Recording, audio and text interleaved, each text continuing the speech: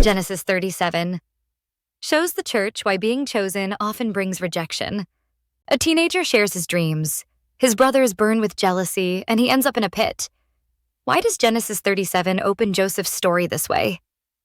Genesis 37 shifts the spotlight from Jacob to his son Joseph, and the drama begins right away. Joseph is 17, his father's favorite, and everyone knows it. The robe Jacob gives him is proof. His brothers can't stand him. And then Joseph makes things worse by sharing his dreams. In one, the sheaves of grain bow down to his sheaf. In another, the sun, moon, and 11 stars bow to him. The meaning is clear, and the brothers boil with jealousy. I used to think Joseph was arrogant, but maybe he was just being honest. He really saw something from God. And that's a tension the bride of Christ, the church, still carries. When you walk with God's favor, people may misread you, misunderstand you, or even hate you. Paul says in 2 Timothy 3 verses 12, "Everyone who wants to live a godly life in Christ Jesus will be persecuted." Joseph's robe was visible, and so is the church's identity. And visibility often brings hostility. The brothers plot against him. At first they want to kill him. Reuben persuades them to throw him into a cistern instead. Judah suggests selling him to traders. In the end, Joseph is stripped of his robe, thrown in a pit, and sold for silver. Does that sound familiar?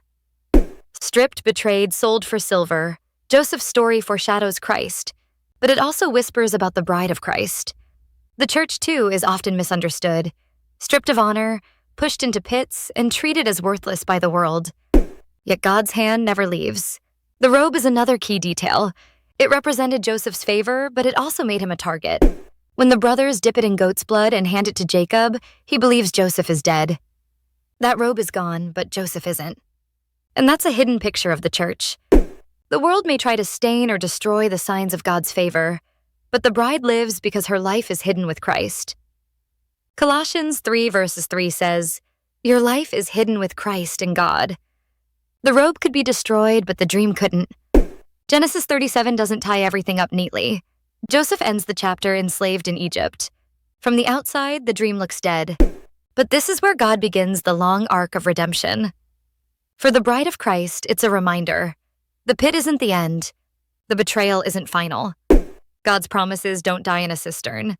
If you believe the bride of Christ can be stripped but not destroyed, betrayed but not abandoned, then put the word dream in the comments. Because in Christ's church, what God promises may be hated, but it will never be buried.